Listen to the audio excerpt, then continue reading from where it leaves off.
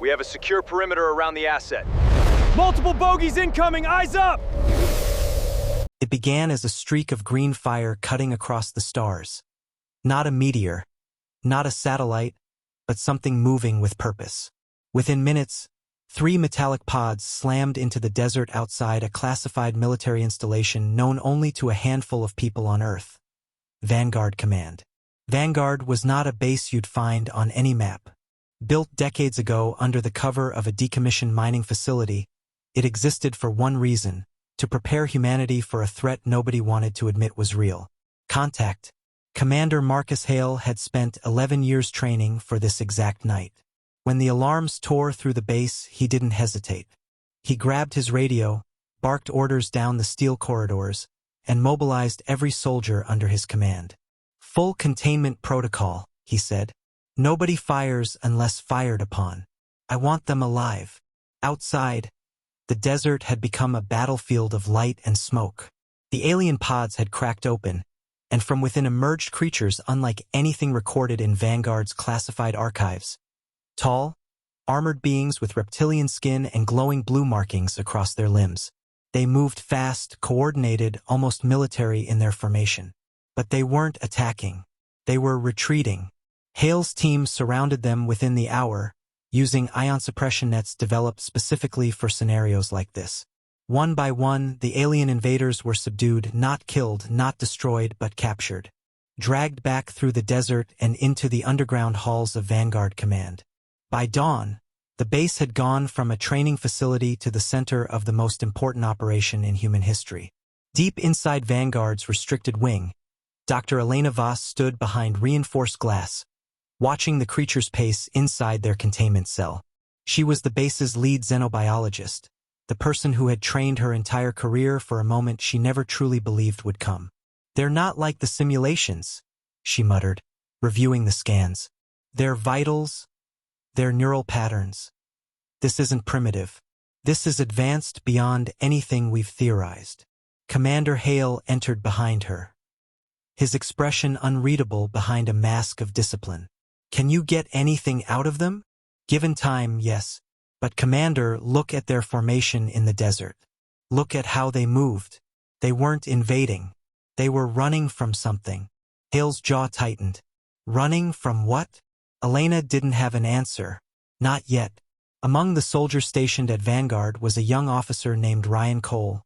Sharp, capable, but haunted by doubts the rest of the unit didn't share. Ever since the capture, something about the mission had unsettled him. The way the aliens hadn't fought back. The way one of them, just before capture, had looked directly at him. Not with hostility, but with something closer to desperation. That night, Ryan found himself standing outside the containment cell long after his shift had ended. The alien inside, designated Subject 3 by Vanguard system, watched him in silence. "You're not what they think you are," Ryan whispered. "Are you?" The creature's markings flickered, faint pulses of blue light traveling across its skin like a heartbeat translated into language. For a moment, Ryan swore it was trying to communicate. The next morning, Elena made a discovery that shook the entire command structure. Buried within the wreckage of one of the alien pods was a device, small, geometric, humming faintly with energy no human technology could explain. When activated under controlled conditions, it projected something none of them expected. A star map, coordinates, and a symbol repeated over and over. A warning. "This isn't a weapon," Elena said, voice trembling as she addressed Hale and the senior staff. "It's a distress signal." They weren't invading Earth. They were fleeing to it. Silence spread through the room like ice water. Fleeing from what? Hale asked again, the same question now heavier than before. The device flickered once more, revealing a final image. A massive fleet, dark and merciless, closing in on a dying planet. The aliens' home, destroyed, or about to be. And the coordinates on the star map didn't stop at their homeworld. They continued straight toward Earth. The revelation changed everything. What Vanguard Command believed was first contact with an invading force was, in truth, the first sign of a much larger, far more dangerous threat approaching from beyond the stars. The very beings they had captured, interrogated, and imprisoned were refugees, soldiers of a dying world, trying to warn humanity before it was too late. Commander Hale stood in the control room, staring at the star map now projected across the main screen, the weight of the decision resting entirely on his shoulders.